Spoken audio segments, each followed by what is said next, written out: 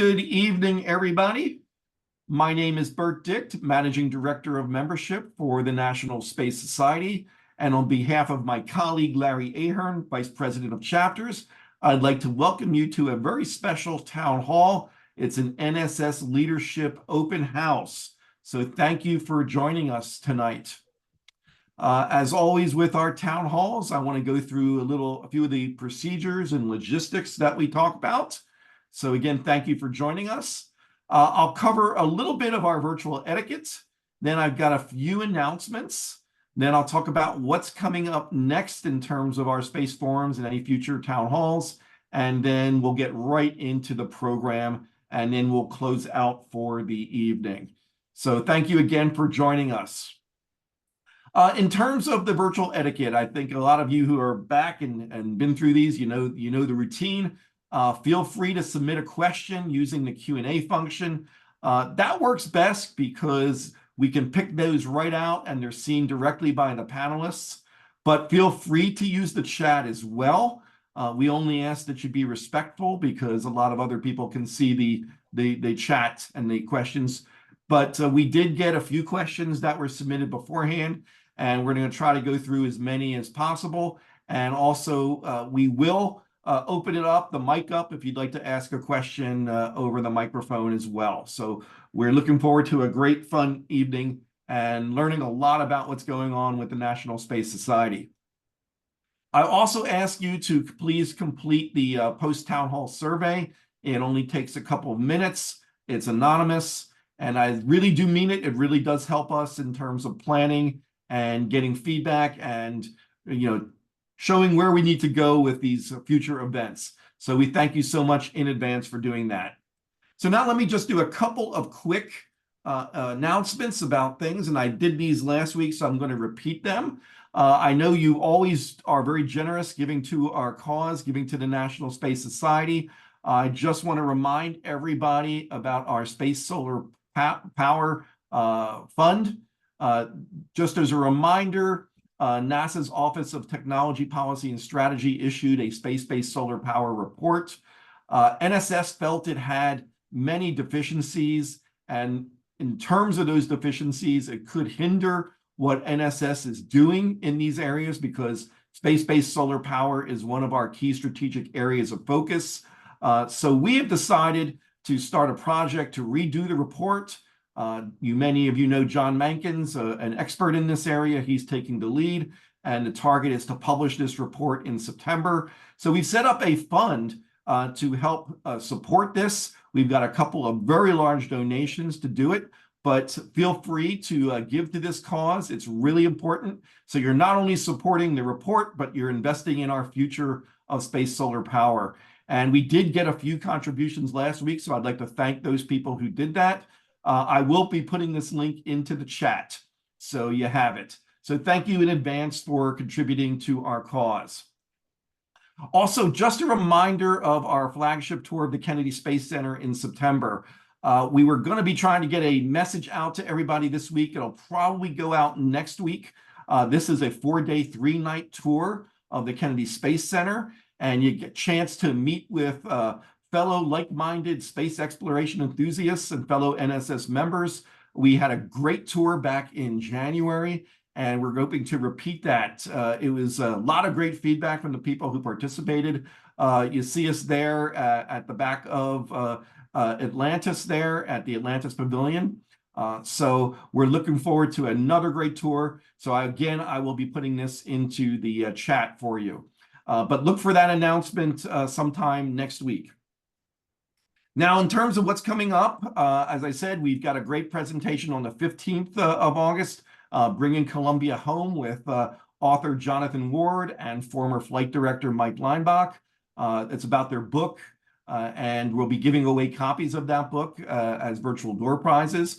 And just firming up with Bob Zubrin on his new book, The New World on Mars. And we would do the same. I just need to firm up with him. But I think we're good to go. And I am working on quite a few possibilities for both September, October, and hopefully by the next Space Forum on the 15th, I'll be able to share that with you.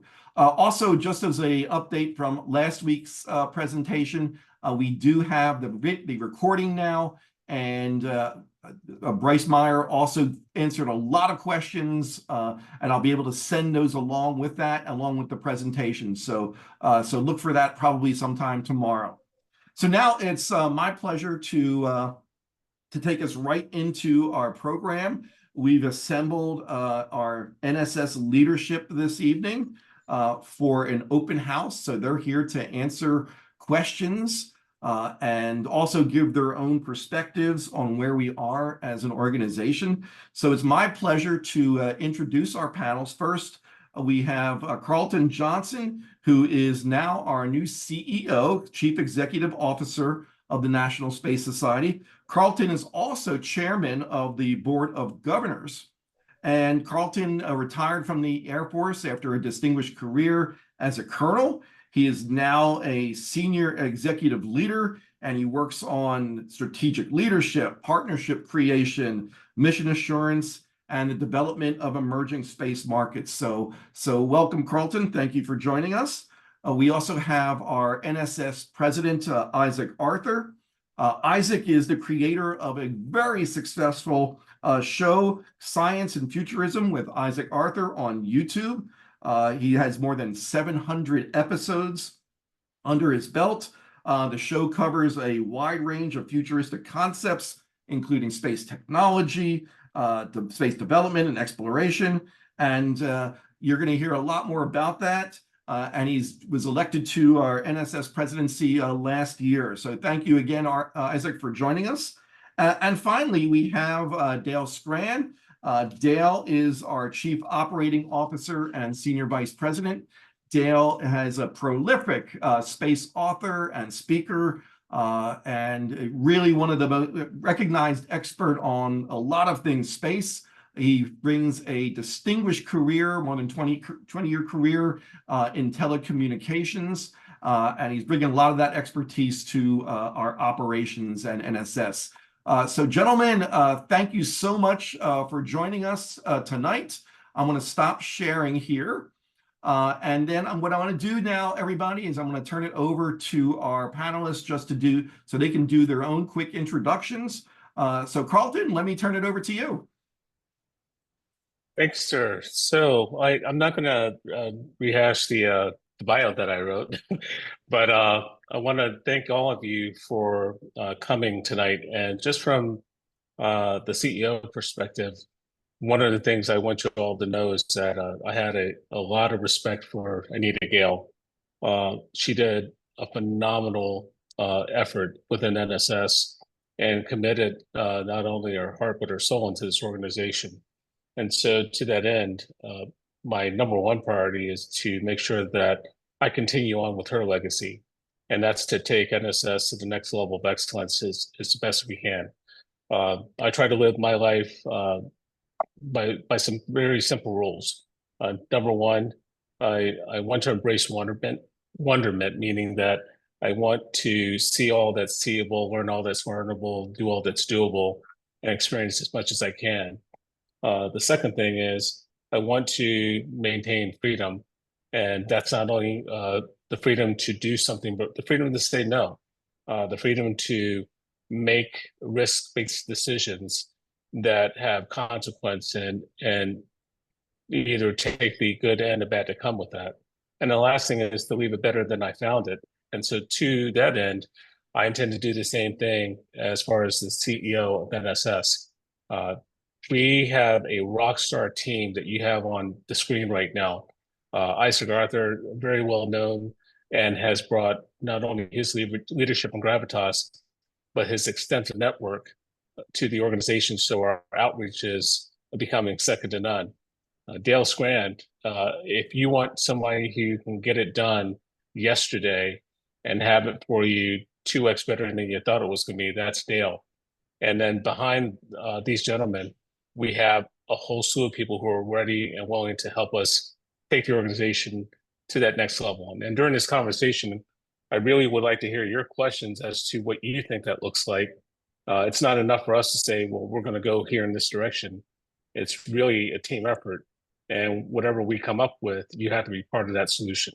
So I'm looking forward to hearing your questions, and I'll pass it over to, I believe, Isaac.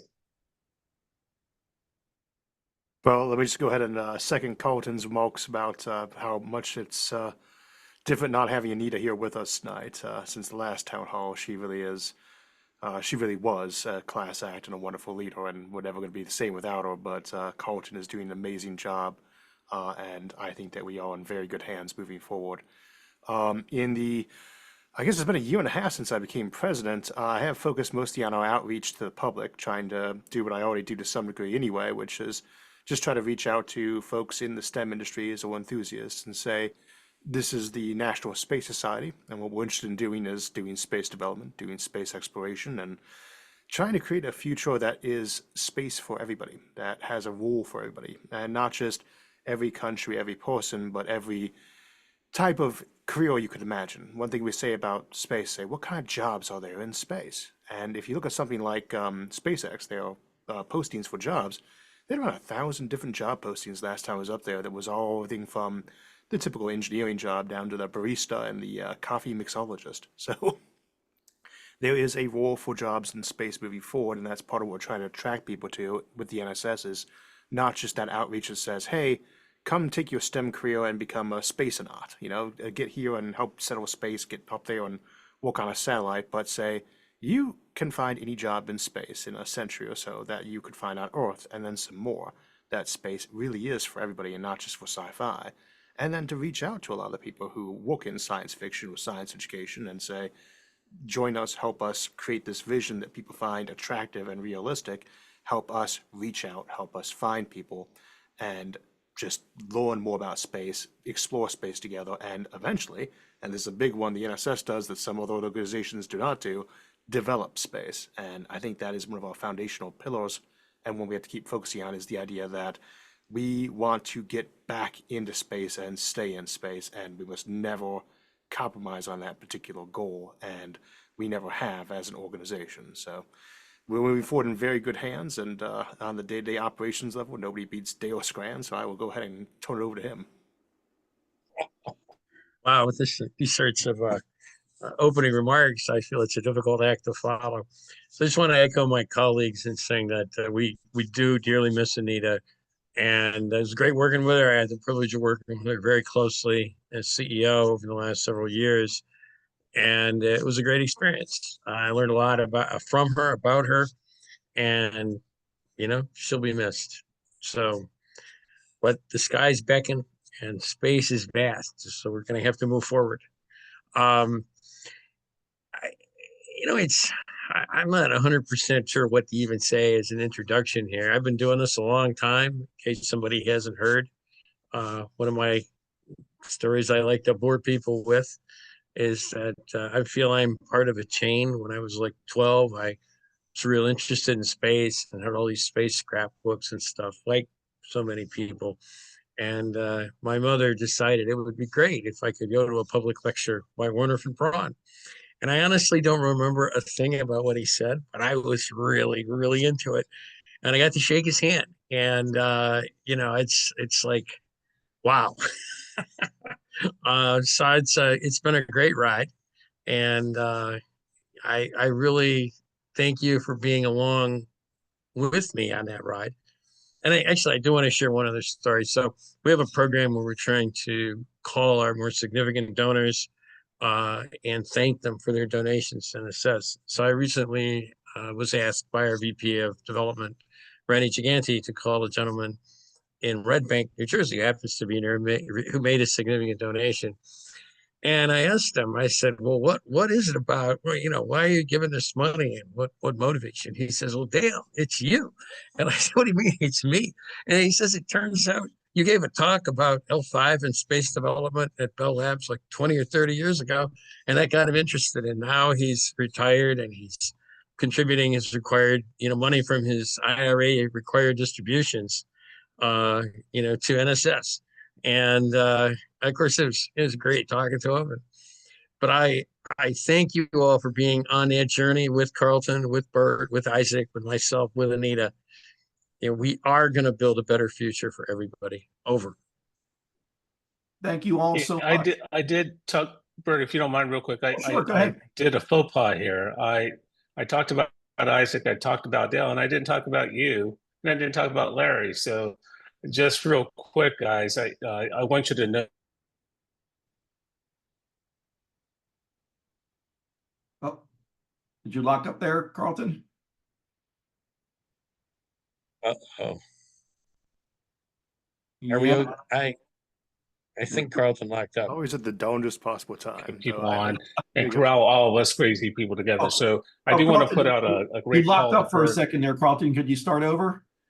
Oh, sorry. See, that's Yeah. exactly why we need. That's exactly why we need Bert.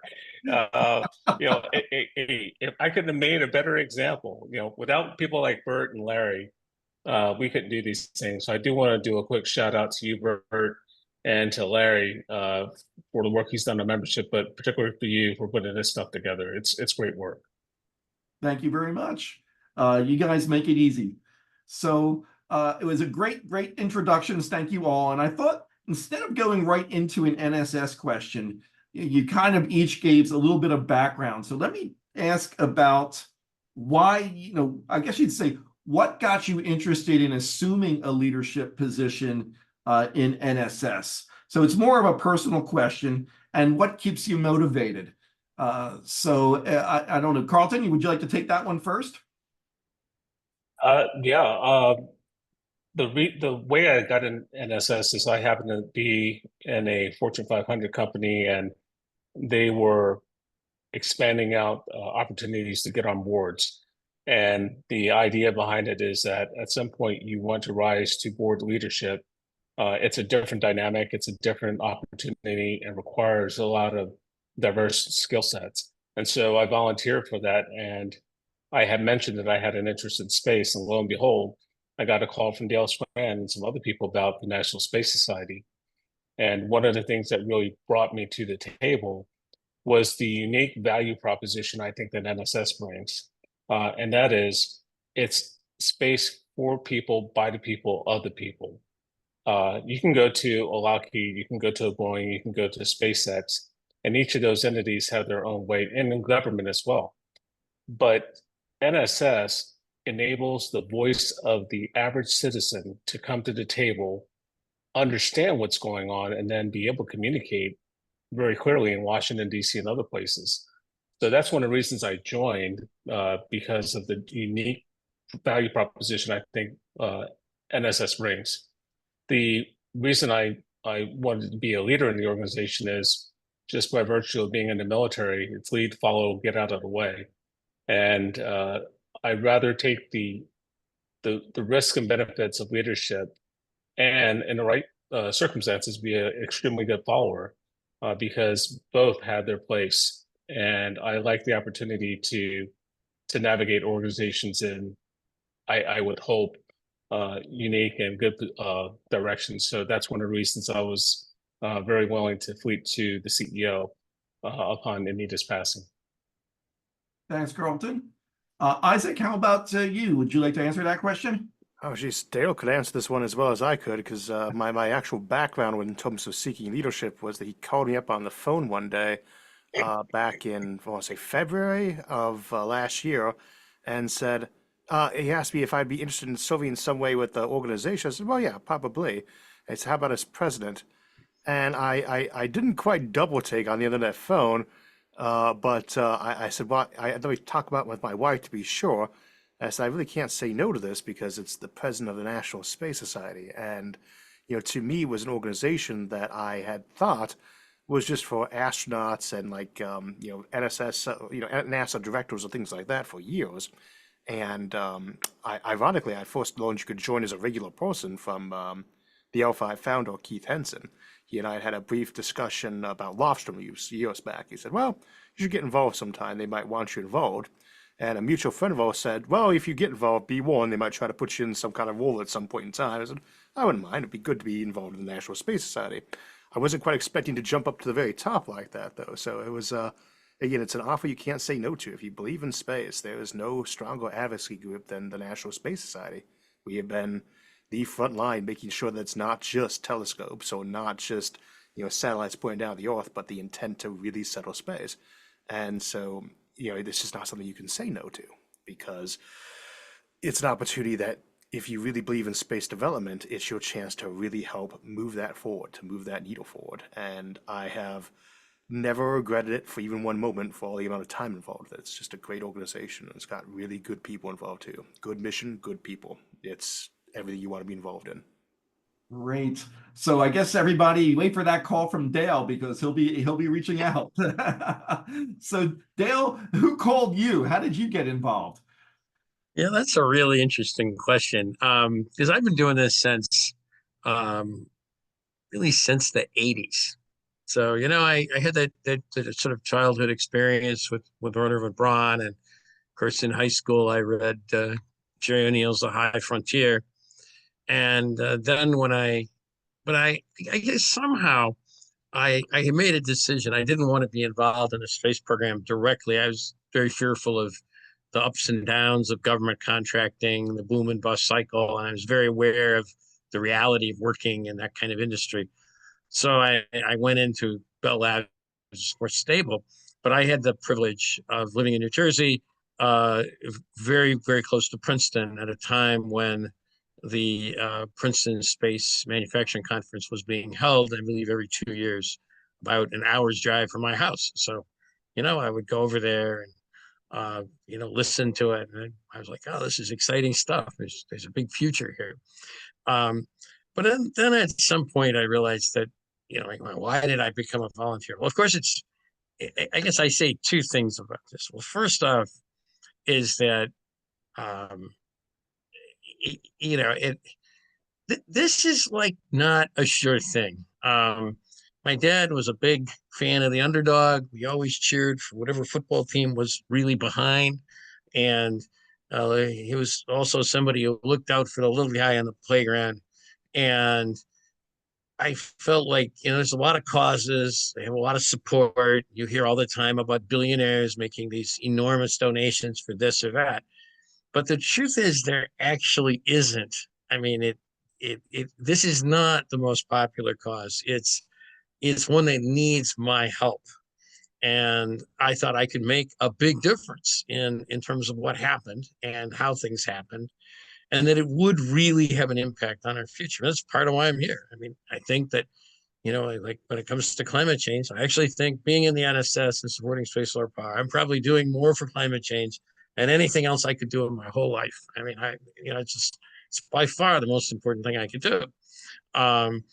And I think, but that's true for a whole bunch of things NSS does. It can be a platform to help you to make a difference, just as an ordinary person, a citizen who's interested in space.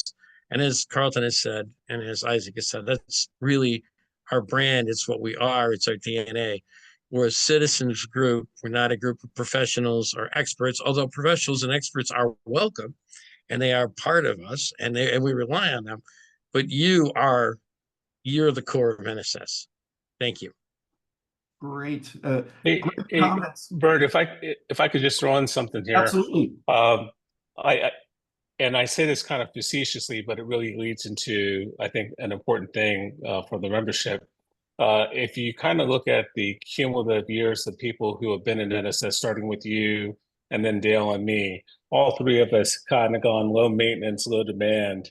I don't know if that's all because of our time in NSS or just because we're getting a little long in the tooth. But Isaac being the newest member of this particular group, you have a full head of hair there. So I want to kind of use that as a jumping platform to say, one of the things I've heard is that we have a lot of people who have been advanced in years in NSS, and that's not untrue. But it doesn't mean that this organization is just for that group. And one of the things that we would like to see from membership is, and this is once again where you can help us, reaching out to people who are interested in space. The four of us grew up during a different period of the space program. Many of you and those younger than you are growing up in this new age where they're seeing rocket launches almost every week down at Kennedy. Uh, it's fascinating.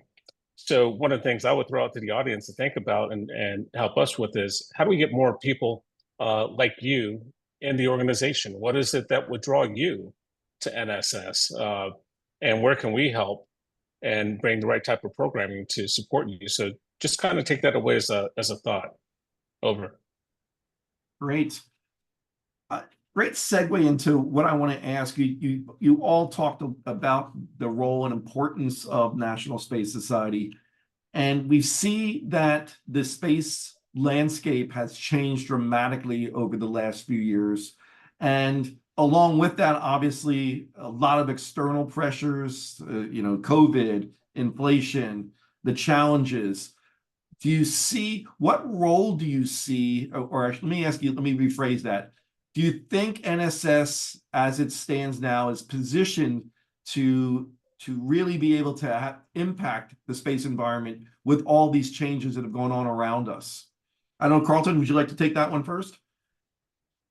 I want to punt that one first to Dale, COO, because I know that he's been Dale? doing Yep. a lot on this. So Dale? Dale? Well, like one of the things, I'm going to credit Karlton with this. One of Karlton's major contributions has been to focus strategically on professionalizing the organization. And I've been working with Karlton now for a number of years on this, and with Anita, and with Bert, and Larry, and Fred, and Isaac. But we're really trying to make the organization the kind of organization that can be more responsive, can be more nimble. We're trying to get together the financial resources to take on these new challenges.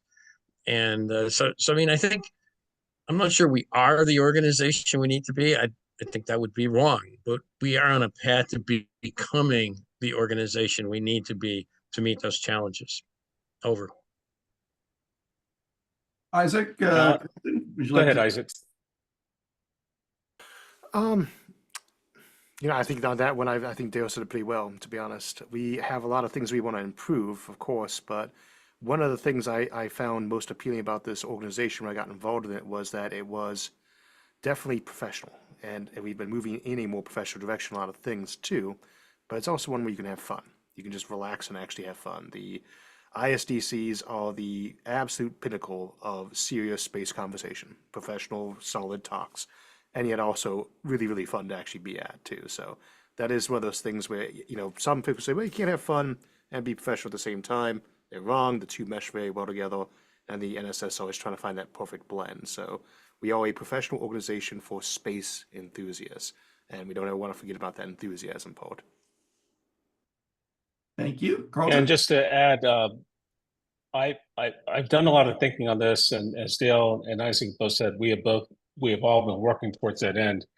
I have an article that's coming out in the next Ad Astra magazine that really kind of highlights the answer to that particular question. I don't want to steal the thunder from that because I really want you to go to Ad Astra and pick up the magazine, not only because of those articles, but because people like Rob Powell and Edgar Coburn and others have done a great job in making that the preeminent space magazine that's on the shelves right now. But when you get it, take a look at that, see if those answers resonate with you, and at the next forum, bring them up, or just hit us offline and we can talk some more. Great. There were a couple of questions that were submitted about our accomplishments, and let me just let the audience know that in the coming week or so, you're going to be getting a year in review report from us that talks about some of our accomplishments. But I would like to ask our panelists if they might want to highlight something that, whether it's in their own area of operations or from an NSS total perspective, what they consider one of our biggest achievements over the last year or so. So, Dale, why don't I start with you? Well, we've had some really big achievements, and I guess this report will appear in your mailbox shortly. I've been working hard with Bert on it. One thing, this is part of that increased professionalization that we were just referring to. Traditionally, NSS probably hasn't done the best job of letting our members know what exactly it is that we actually do and why it's important. And so we're put together a 4-page report on that, and it's going to be mailed out probably next week. So, I mean, I just want to hit on a couple of things here. We did open a new office at Kennedy Space Center. That's a big achievement. Bert I'm not sure if you're in the office or the apartment right now, but No, I'm home right probably now. you're actually in your apartment. But we have an actual office there that overlooks the rocket garden, and then you can actually, if you're careful and you don't step on an alligator, you can see the launches from the office. So it's a great location. And I think it's led to a lot of synergy with activities in that area. So that's a big step. I mean, it's fundamental, it's strategic. We're going to have our Space Settlement Summit there in the fall.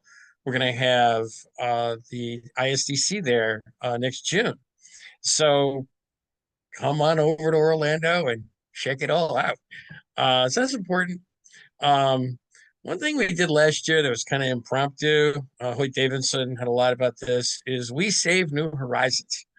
NASA, as you know, New Horizons was a probe to Pluto, and led by Alan Stern, who's a good friend of ours. And NASA decided they were going to fire the entire expensive older team and replace it with younger people who would turn the instruments inwards and only look at the sun and would ignore the rest of the Kuiper belt. And we thought this was a bad idea.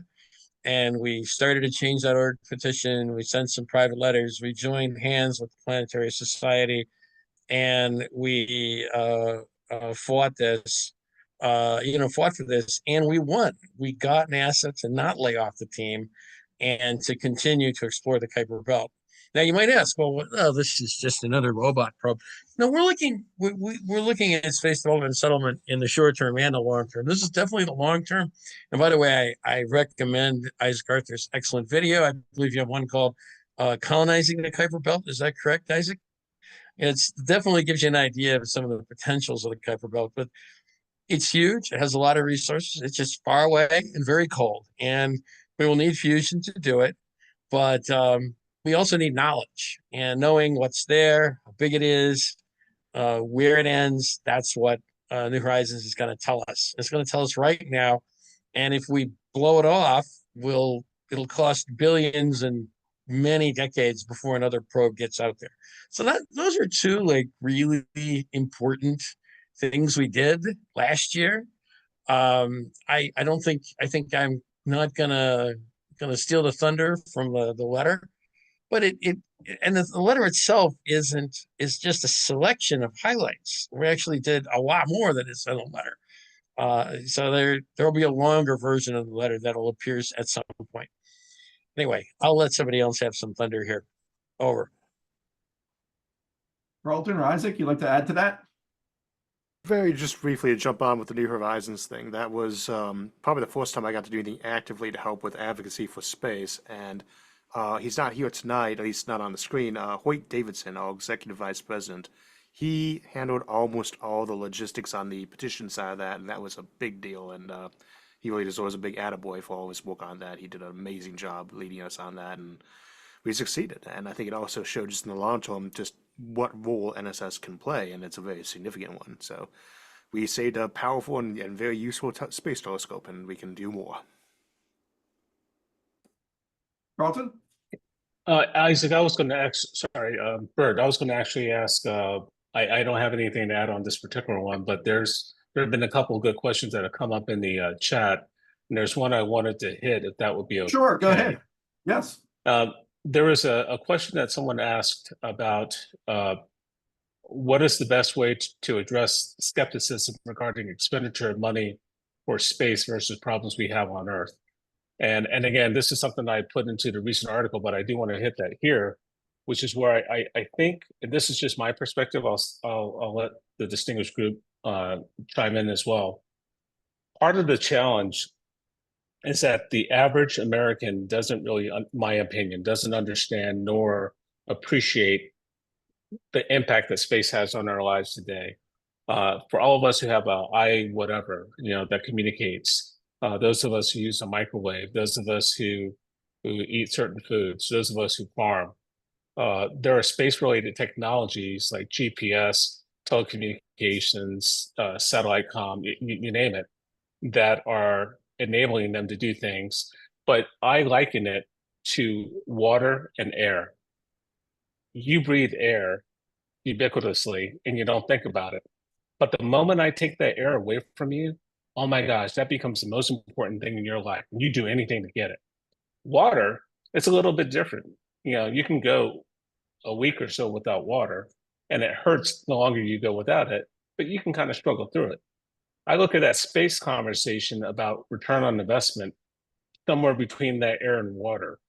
And this is where Dale does a real good job of communicating the value proposition of space in Washington, D.C., and what Isaac also does through the various media and forward that he communicates with the masses. I think what's got to happen is that for every space-based technology that's created from now on, the upfront requirement has got to be, what is the demonstrator, or at least predicted, Earth-based return on investment to solve an Earth-based problem? And if you can 10x, 2x to 10x that ROI, now it makes space more interesting because you can directly see the result. The challenge comes in when you look at exploration, deep space exploration and so forth, the pure sciences. So there are many ways to address this. I think one of the upfront ways is have a tactical mindset of what can you get a return on investment for an Earth-based problem for a space-related technology, and then expand that out to address what happens when you look at exploration and pure sciences and why those still matter. Just my thought, and I'll kind of throw it over to Isaac and Dale for a comment. Dale, Isaac, want to add to that? Please go to Dale first real quick, if you don't mind. Yeah, actually, I kind of want to answer another question and following Okay, sure. Karlton's lead here. Okay. A question from Ron Howard: is NSS involved with NASA Hunch? If so, how? If not, why not? So it's a good question, and I wrote an article on the involvement of students in various space-related things in Ad Astra a couple of years back. I encourage you to read it. One of the programs I wrote about was Hunch, and I interviewed students that participated in a lot of these things. But I think the fundamental, Hunch is a great program. I absolutely love it. It's wonderful NASA does it. But we have our own programs and our programs are great too. So, we're focused on those things. And one thing I didn't mention in terms of our achievements is we have this thing called the Gerard K. O'Neill Space Settlement Contest, which every year is setting new attendance records. And in 2023, there were 26,000 students in 19 countries involved.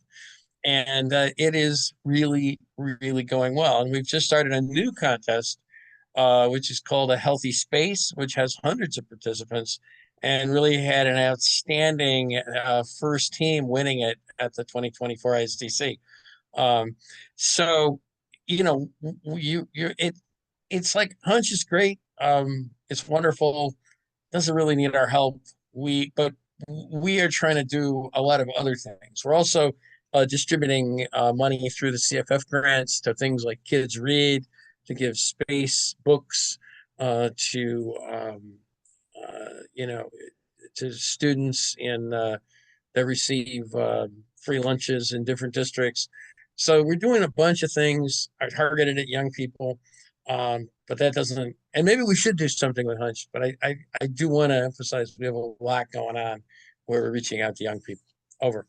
Dale, I want to tie into that because I just saw a question in the Q&A from Jerry about, and you kind of touched on it in a way, but see if you want to expand. He said, what is your take on the growth of the O'Neill Space Settlement Design Contest, and of course the new Live in a Healthy Space Contest? So if you're anything you want, so it was a nice tie-in to that question. Okay, yeah. Well, look, I just want to thank Gerald McLaughlin for his wonderful support of the Healthy Space program. He's one of our donors that's contributed a lot of scholarship money over the years. really appreciate everything he's done. But I think one thing that he and I have been working on is reforming our health and food related contests. And the Healthy Space program is a basically the result of a complete reboot of an older program. And I think it's been a very successful reboot. So you might ask, the question is fundamentally, what is the key to success? Um, I'm going to put on my operations hat here. We're a nonprofit, but that doesn't mean we sell dollar bills for 90 cents, right? We can't do that. Everything has to clear, a profit, which we then use to do more good works. And I think the key to the success of the NAO program is that we jump started it, but we've insisted it operate on a pay for itself thing. Basically, we have a large number of students. They pay a modest fee, $15 to participate. And that covers, when you start to have, 26,000 students, that covers all the expenses and a little stuff that goes into new programs. So, I think that's the key thing. And because it gets better every year, we have the money to grow the program and to do better things. It is rising in popularity every year by significant amounts.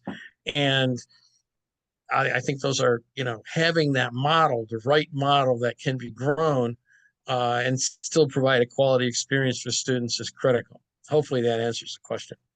No, Over. it does. Yep. Thank you. Isaac had a comment, I think. Oh, go ahead, Isaac. Just going back to the one I had to put out a moment ago, I was answering one of the other questions I didn't want to try to answer simultaneously, lest I produce word salad. But there's always that question, going back to the idea that we have to justify doing things in space to benefit Earth. And I think that always produces a bit of a false dichotomy. We will usually have the best luck in terms of just answering that with folks, because you don't have to convert anyone here. We all know the value of it ourselves. We can walk and chew bubblegum at the same time. We have produced an awful lot of things that were useful for Earth besides Tang, which I'm a little unsold on myself, but everything from firefighting suits to everything else, just have to remind folks of those benefits. But the biggest one is just to remind people that Earth is small. It's a pale blue dot. It is not where most of the stuff in the universe is going on. And there's so much of everything in space that it's hard to imagine it not being beneficial. But it's not going to develop itself. You have to work for it. And we're always looking for big projects to do to keep people feeling like they have a sense of purpose in an advanced and automated society. Space is huge. It's always going to be that good purpose. So it's not just the can we walk and chew bubblegum at the same time, or does this have immediate useful uses for Earth, both of which are true, but that in the long term we are going to have to do it at some point just because there is all that universe out there and there's us looking for things to do. And it is a good purpose to have. So I think it's always about trying to find what narrative works best with people. And practical is useful, right? Reminding people that we do get practical benefits is useful, but we do our best by appealing to people's spirit and their heart on these things. It's not that hard to convince people to be enthusiastic about space. And so it's good to remind them what the useful, tangible benefits are, but it's also good just to remind them that it's something that a lot of us just want to do because it's worth doing. So that would be my usual suggestion for how to talk to people about the topic of what it benefits us and whether or not we should be devoting, resources from Earth-based programs to space. There was a question that came in that talked about reaching out to those that aren't one of us, in a sense, those that aren't currently interested in space or don't see the importance of it. To tie into that, Isaac, is there a way for us to do that effectively? Yeah. I said earlier that one of the things about space is that any job you can imagine here on Earth, you're eventually going to have in space too, and then some more. It is that place we have to get to people is to say, what is your role going to be in this economy? The idea that you might actually one day get to engage in space tourism, that you might get to go float around in zero gravity or walk on the moon, or that if not you, then it won't be that far away. And you have to appeal to people on these things by reminding them that it is something that they genuinely want to do. We're fans of rockets. We know how they work. We like to get into the nuts and bolts and technical designs. That's not for everybody. That's not always the rule for everybody. We have folks involved with the National Space Society who are not in the least bit classically hard science STEM. Their area is medicine or psychology or anything else you can imagine under the sun. And just to remind folks, if you're interested in being involved in space, you don't have to have a degree that involves towards math or engineering. You can have a degree in anything or nothing at all and still have a role in designing that future, not just participating, but designing it. We have a role for everyone who wants to have some interest in space. And a lot of what we have to do is just ask people, how would you like to be involved in space? What do you see it as? What's your favorite sci-fi story that got you interested? Because for most folks, they do have something. And if they don't, there was usually something that felt like a closed path to them, some wall that got in the way that said, this is not a future you get to have. We need to identify what that is with that person or that group and say, you're wrong. This is not true. This is not a barrier to you. You can pursue this, future. You can follow that path. You do not have to feel like you have limits. Indeed, that was our title for this year's International Space Conference. That was what? No limits. Because it's not supposed to be. The sky's the limit is not our motto, right? The sky is not the limit is our motto at Astra. And we just have to remind folks that they don't have to see it as something they never get to do, that they don't get to be an astronaut, that rather this is the road forward that everyone can be involved in. And that I think is the way we most appeal to them. Very good. I want to take a couple of questions that were submitted through Q&A, and I know our panel has answered some of them, but I would like to address them so the rest of the audience can hear the answer. There was a question about how chapters can honor Anita, and I know Karlton, you responded. Would you like to just touch on that quickly, Karlton, so the audience can... Sure. And I don't know if I responded to everyone on it. I thought I did, but if not, I'll make a point to do that. The way I kind of saw the question, in terms of expressing sympathy, just knowing Anita, she would be the first one to go, I don't want any sympathy. What I want you to do is get out there and do something. And so to that end, I would say, let's turn that question around. How best can you honor her legacy? And you can honor her legacy by, frankly, being active in the organization.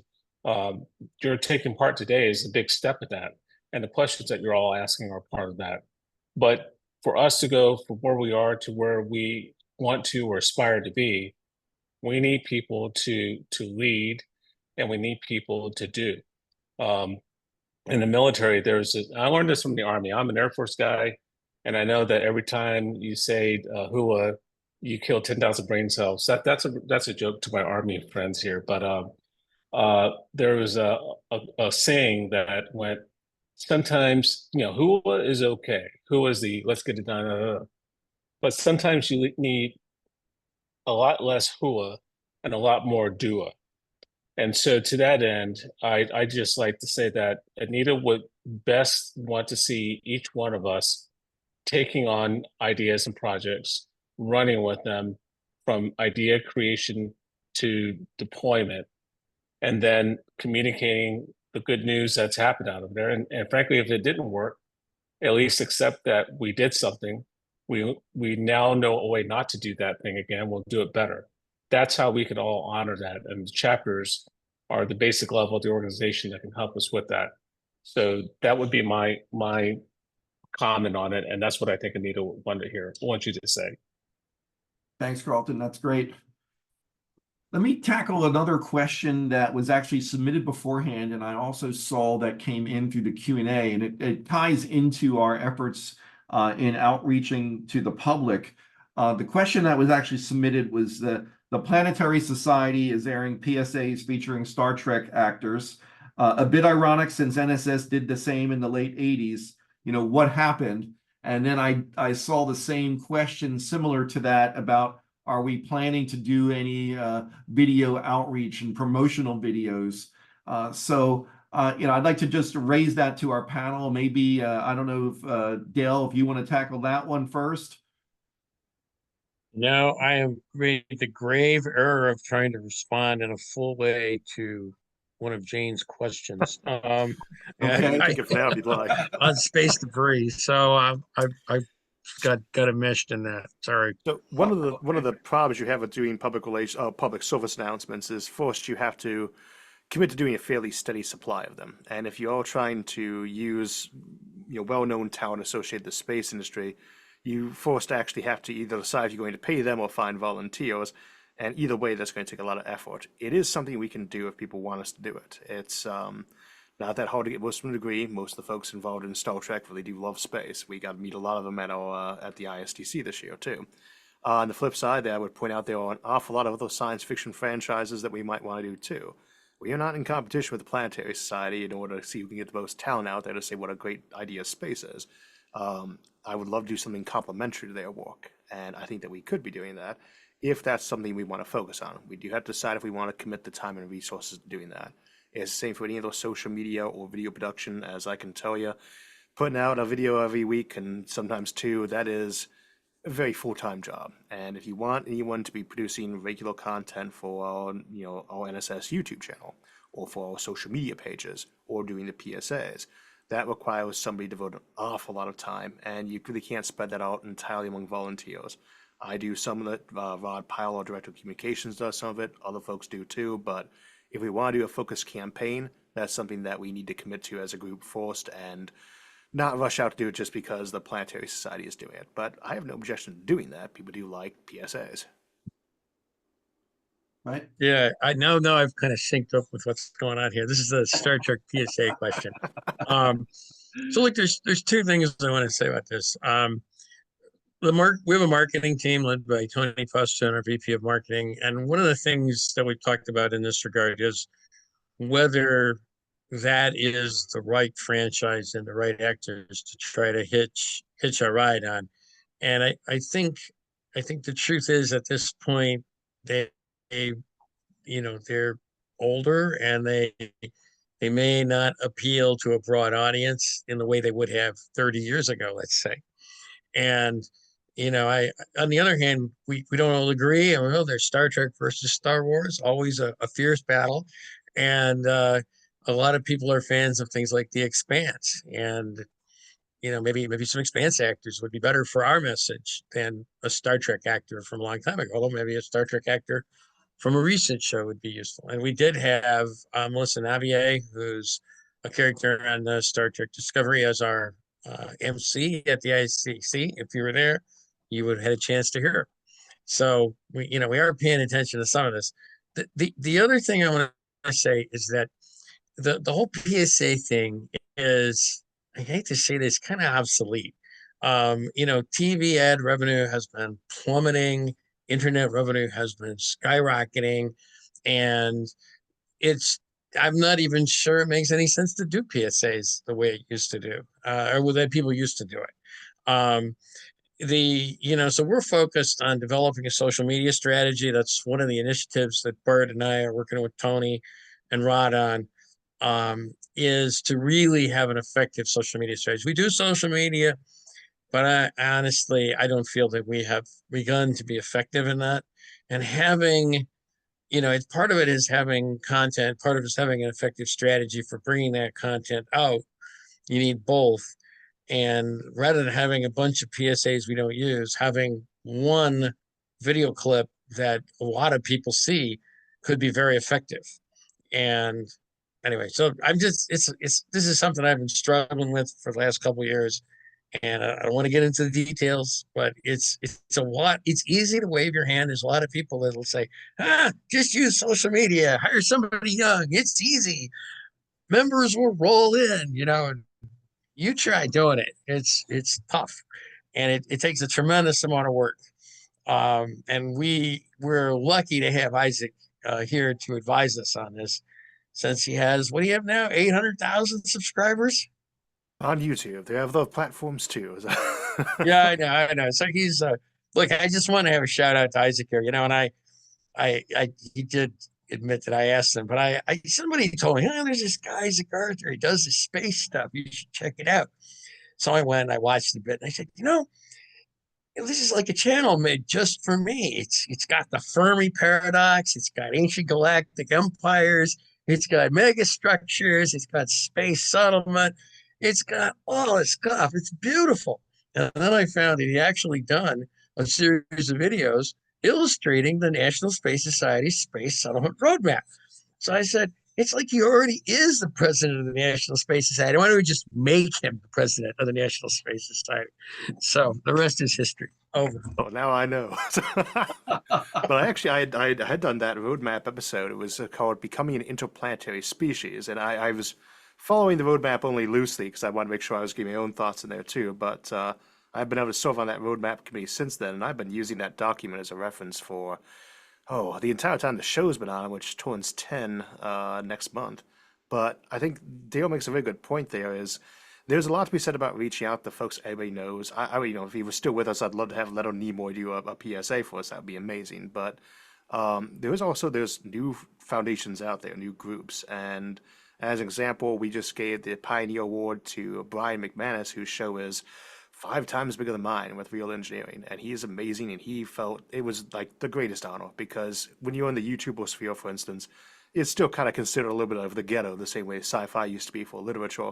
It's just nice to be taken seriously for a lot of these folks by an organization like the NSS, and we do have prestige. And there's a lot of folks I know in the YouTube community that were very jealous of that award. I can think of several right now that would love to be getting it themselves in the future, and that includes the president of YouTube, who actually came out, the CEO of YouTube, who came out to congratulate him for that award, which is a very rare thing.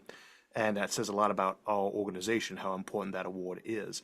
So I think that we want to be reaching out to public figures like that, but at the same time, let's talk to the folks who already love our goal and love our mission. And that can include actors, obviously, but I think that can also include a lot of scientists, folks from NASA, people like Al Stone, already known, celebrities inside the field, or Pascal Lee. That can involve folks who have channels that focus on real engineering, space or science and futurism, and who already have that knack for reaching out to people and love doing it and love what we do.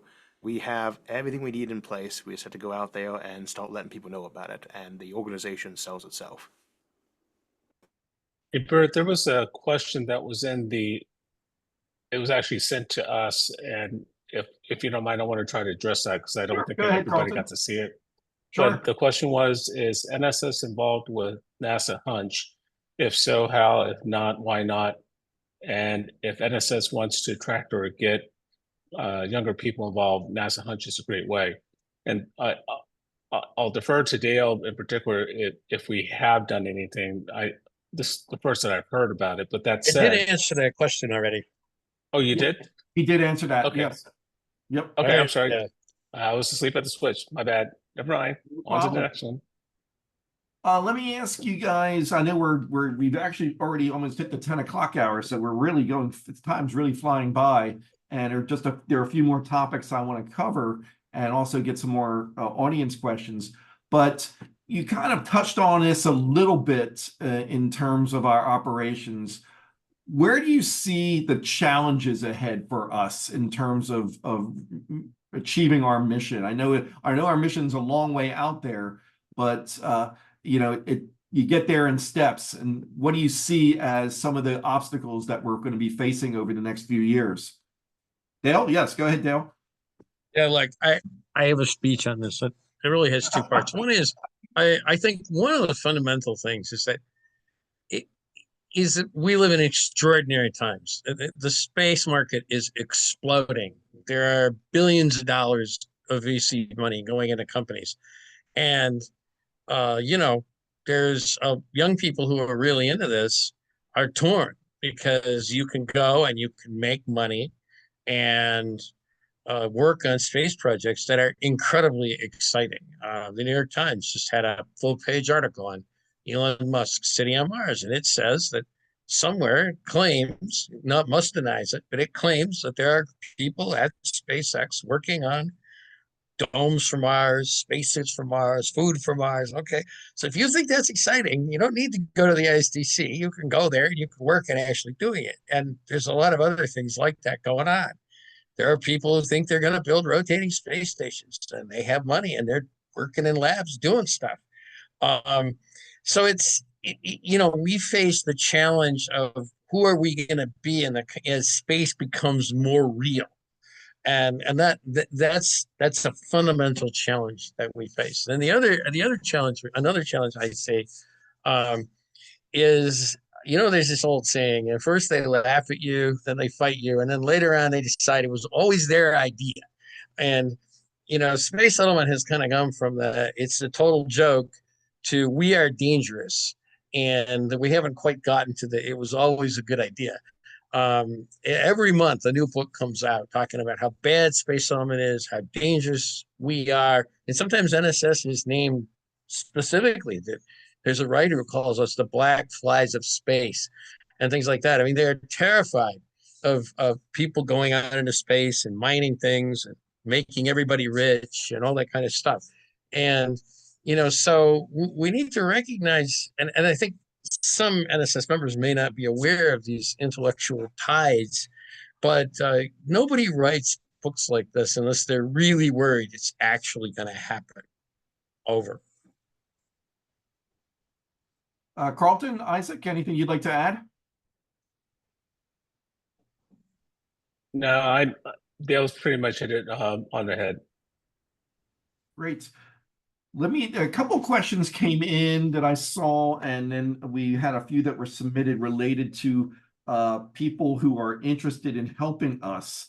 So why don't we tackle those, because I think we've got a lot of interested members out there. So what opportunities are available for NSS members to get more involved in the organization's activities and initiatives? Who would like to start with that one? Or I can. I'll start. Look. Go ahead, Dale.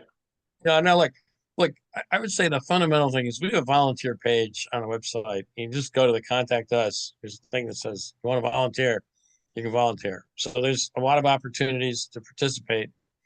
I would also say that I'm just gonna say that, and I apologize in advance. Sometimes the committee chairs do not get back to people quickly. If you have volunteered for something and nobody gets back to you, please contact me directly, dale.skran@nss.org, and tell me whatever concern is, and I will see what I can do to get you involved. I will say that there's no guarantee that anybody can do anything they want, and I also think I would encourage you to volunteer with the idea that you're actually going to work. I think we, for example, our IS team is basically all volunteers. And I think once a year we get a volunteer of somebody who thinks he should be in charge of the team, but he shouldn't actually do anything. And we don't need anybody to be in charge of the team. We already have someone in charge of the team. They need people to do actual work. And the actual work, it's actual work. I think it's fun, but it's not, anyway, so I would encourage you to apply, and if you have problems, to contact me directly. I don't see any better way to do that. And if for some reason I don't respond, talk to Bert.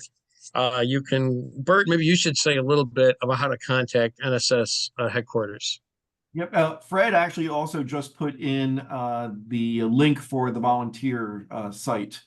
So he put it into you beat me to the punch. Right, but say somebody has a problem, or maybe you just feel that nobody's responding or something, or you want to talk to somebody. Maybe you could talk about that. Obviously, you can always reach us at the NSS office. So you can give us a call, 321-452-2448. And we're not always in the office every day. So you leave a message, but we check those messages on a regular basis. So feel free to reach out that way. You can also reach us via email at membership@nss.org, or of course me directly, and I can put that into the chat as well, bert.dict@nss.org. And we have had a number of people who called the office interested in volunteering, and we try to direct them into the right places. And people who've called about questions and things related to space questions, space ideas.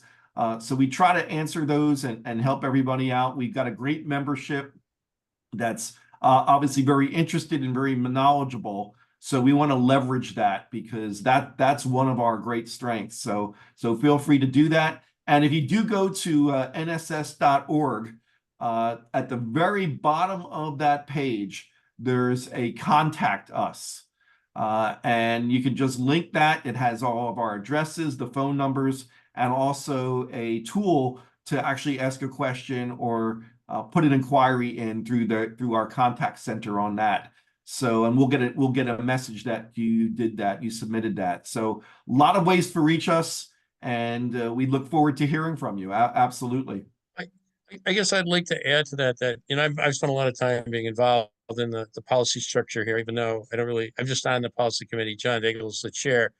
Um, we could have 100 people doing policy work. There's a lot of work to be done. And if you think you're interested in policy, or you think you're interested in writing position papers, or you think you're interested in going to DC and walking the Hill, doing that kind of stuff, we need you. Okay. And there's as many, and even if the only thing you can do is join March Storm once a year, we need you. Okay. It's you don't need to know anything or have any special experience. In fact, it's better if you don't, right? I mean, showing up and saying I work for a big aerospace company, they don't necessarily care that much because they know what you want. You want more contracts. But when you're just a citizen, just a regular person, you actually count, which is kind of wonderful. Over. Yeah, And I'll just follow up by saying probably the position we most could use a volunteer for is a volunteer coordinator. There's always that big problem. We have a lot of people involved who want to spend a little bit of time and is trying to find a way to actually have somebody help make sure everyone's getting to where they need to be, because we, again, are an organization that has a lot of enthusiasm, a lot of volunteers, and a lot of time the biggest problem is just trying to coordinate it all. So if that appeals to you, by all means, please send us an email. So I want to add to that. So there's specific technical areas where we could, if you have financial skills, QuickBooks, if you know technical skills, you could program. Those are definitely areas where we could use some help.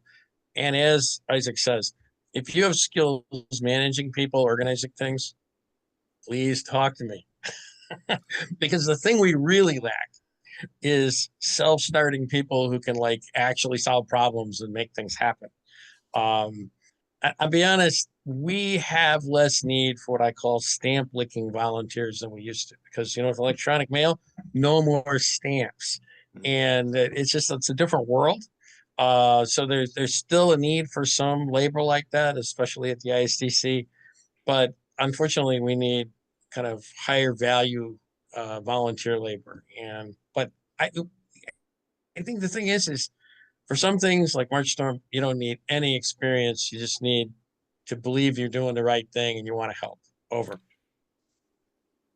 I'll just add to that a little, Dale, and share my own story. I've been a member of NSS tracing all the way back to the National Space Institute, and attended ISDCs, but I was not involved as a volunteer. And I reached out when I saw an advertisement for NSS looking for volunteers. And like Dale said, I came in thinking, oh boy, I really like to be on the policy committee. That sounds like fun, and that sounds like something I can do. But the reality was, at the time, they really didn't need the help on the policy committee. And I was free to shadow the committee. I believe Dale at the time was the chair of it, but they needed help on membership. And it wasn't something I necessarily wanted to try to do, but I thought, okay, that's where they need help. That sounds good to me. And, it led me to a lot of different opportunities. So if you are interested, you never know where it's going to go and where it's going to lead you. And as all of our panelists have said, I've never met a group of more dedicated volunteers, because I work for IEEE and ASME with a lot of volunteers, and NSS, they're just incredible. So I'll just give a shout out there. I know we're approaching our time limit here, gentlemen, so I want to get a couple more questions in, and let's just talk about the future. I'll make this a really open-ended question. Where do you see us going over the next 2 to 5 years in terms of our operations, our objectives, our mission? You can touch on any one of those areas.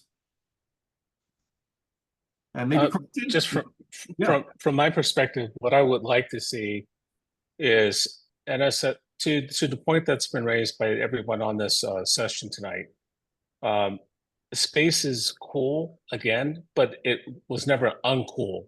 It's just cooler because of all the things that are happening. And what I want to see happen is when there are substantive issues that people want to talk about in every single discipline when it comes to space, whether it be manufacturing, space traffic management, medicine in space, you name it. What I would consider to be success would be someone or the masses going, hmm, that's a good question. What does NSS have to say about that? And then we are seen as the preeminent voice for helping people understand those salient issues. And when we speak, it's almost like, and I'm dating myself a little bit, uh, there's a commercial back in the day that you had a whole bunch of people in restaurants and stuff. And somebody would lean forward and say, well, I was talking to E.F. Hutton the other day, and he said this, and everybody in the restaurant stops and leans in and listens to hear what the person says. And then the caption was, when E.F. Hutton speaks, people listen.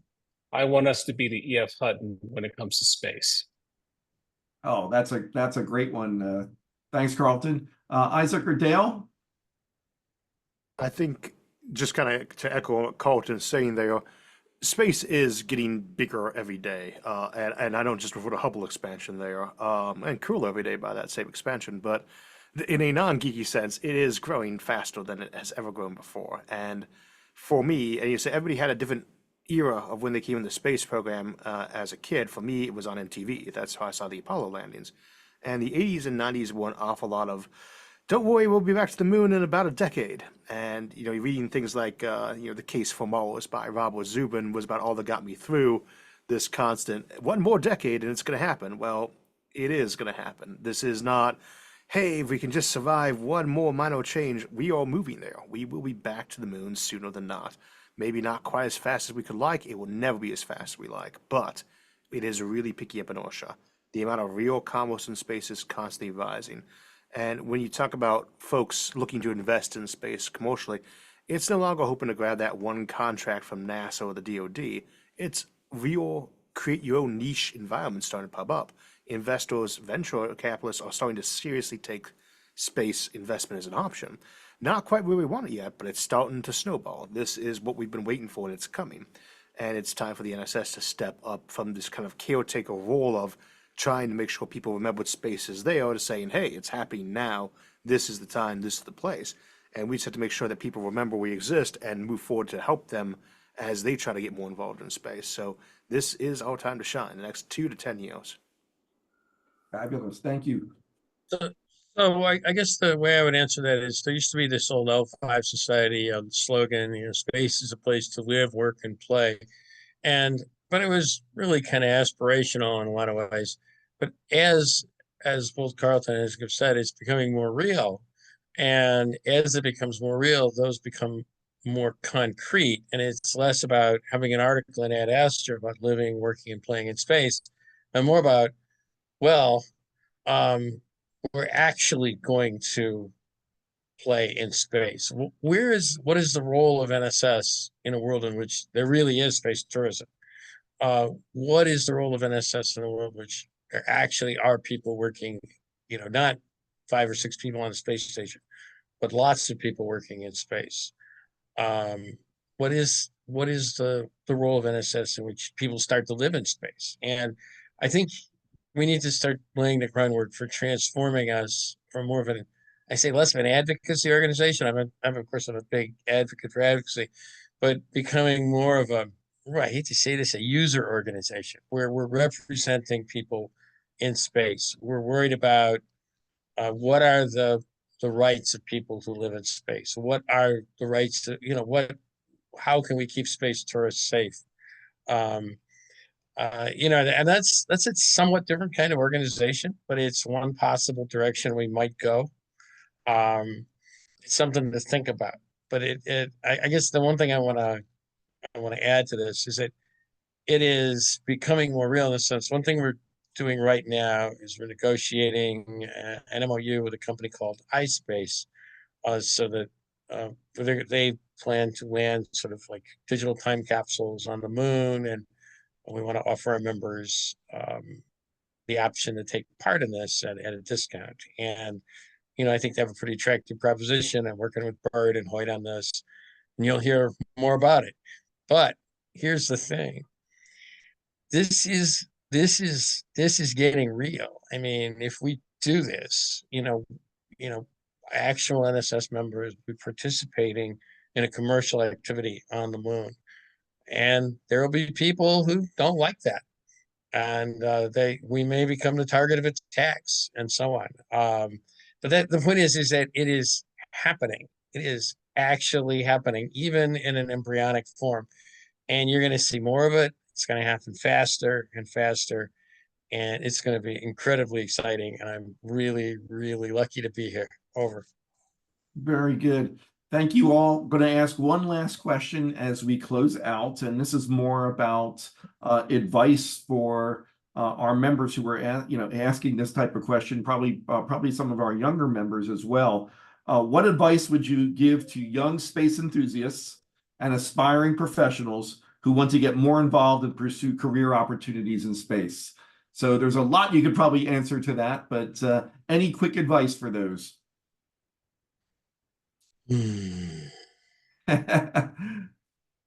Karlton? So, and I'll try to make this quick. I would say seek mentorship early on. One of the things I learned being a young officer, and this was because it wasn't because I reached out on this particular opportunity. I was a young lieutenant on Base X. I walked by a lieutenant colonel, which is one rank below colonel. I saluted him and he saluted me, and then he stopped and said, "Hey, where are you going?" And I thought I was in trouble. And next thing I know, he escorted me to see the wing commander on that base, like the top dog on the base, had me wait in the exterior room. And I'm just checking my uniform thinking, I must have just done something wrong. It was day one on this base. And then he invites me in, and the wing commander happened to be a lady named Marcelette Harris, who at the time was a colonel, but she became the first African-American Air Force general, female general. And he just started talking like this. So I was passing Lieutenant Johnson, and he had this great idea about you doing some type of leadership luncheon. Go ahead and tell about it, LT. And I went, yeah, I thought maybe it would be a good idea for you to share your leadership ideas with lieutenants, and I could set up a lunch and you can come talk to us. And she said, "Excellent idea. That's exactly what we want to see out of your young lieutenants. Go make that happen. I would be happy to be there." Now I'm walking out of that room shell-shocked, like, what the heck happened? And the lieutenant colonel looked at me and said, "This is how we do it. This is what we do. This is mentorship. You never walk by somebody who's a senior rank and don't take the opportunity to learn from them. Don't be a brown noser, but reach out to them, and they're worth their salt. They'll help you.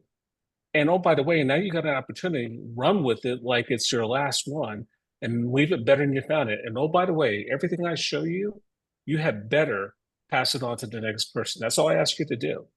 And because of that man, I became a colonel in the Air Force, and I had an opportunity to be a general, but I chose to come into the private sector. Different story another time.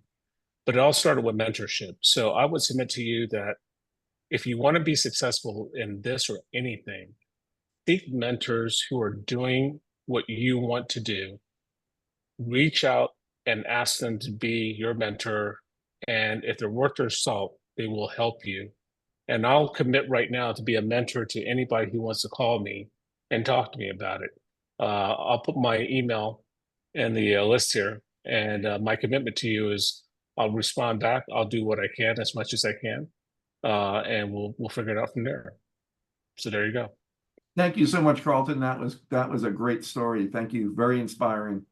Any final comment from you, Isaac? Or I would say, well, I would definitely second that part about mentorship. It's a huge deal, and I'd also advise our members not to be afraid to start taking up mentorship roles and looking for people to mentor as well. It makes a big difference. I had a great one in the military too, and it helped me get through the experience and then through a deployment or two.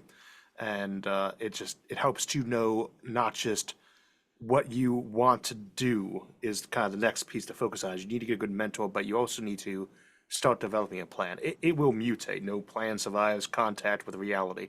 But you're not going to be quite where you're supposed to be at according to your own game plan, but you have to have that plan. You need to have your 1, 5, and 10-year goals and not be afraid to change them or to brutally reassess them. But at the same time, you have to have them. You must shoot high. You must aim for the sky and above. And I would say that's the other half of that. The NSS has access to a huge talent pool. We know almost everybody, whether an active member or not. Somebody here knows that person in that field. It's not that big a community, but it is a growing community. It is a growth sector. And this is the time to carve out a niche. 10, 20 years down the road, there's going to be a lot of niches already established, and it'll be easier in some ways to get in because the niche will be there. But right now, the best time to get in there is when you get to carve your own niche, to make your own role. And that is the best way to go into these things, to say, I want to be the first person to start an asteroid mining company, or I want to be the first person to do moon tours. And it might take you 20, 30 years. You might have to change your plans.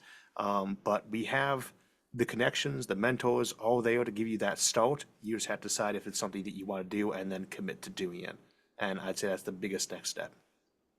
Great. Thank you, Isaac. Dale, last word to you. I want to make the pitch that NSS, one of the reasons I'm here is I think it has a great reputation and great record of uplifting people to leadership positions who did not exactly seem very auspicious as leaders when they joined NSS.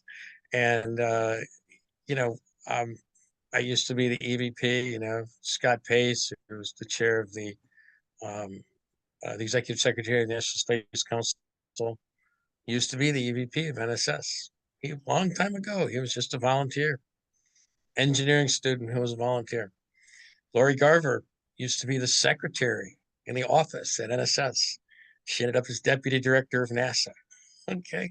And so on and so on. So, and, we lose people all the time to really important positions. I've worked with a number of students who were March Storm coordinators. Amador Salinas is a range commander now at Vandenberg. So come, volunteer, you will get connected, and really within far too short a time, you'll make the connections you want, and you'll move on to the career that you want to have. And it's happened over and over again.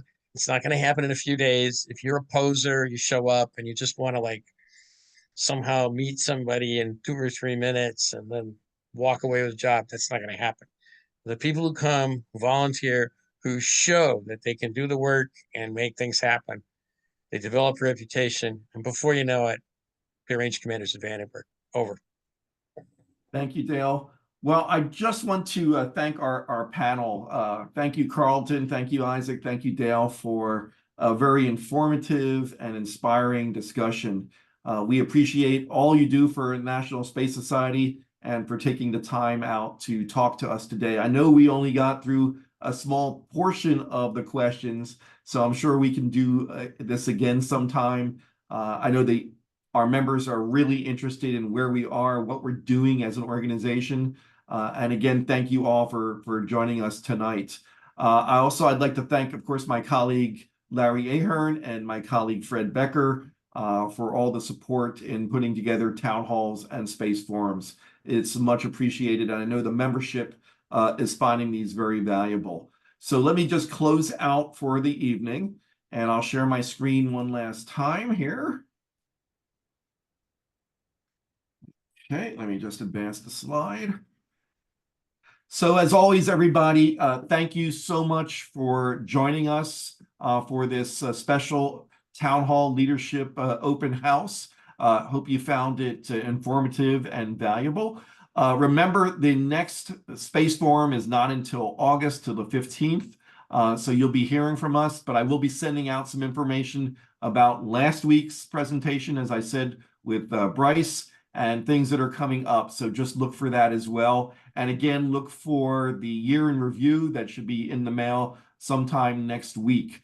So everybody, thanks for attending. For those in our time zone, have a great evening. For those in tomorrow's time zone, have a great day. And of course, everybody have a great weekend and stay safe. So again, thank you all, and we'll see you on August 15th. Take care.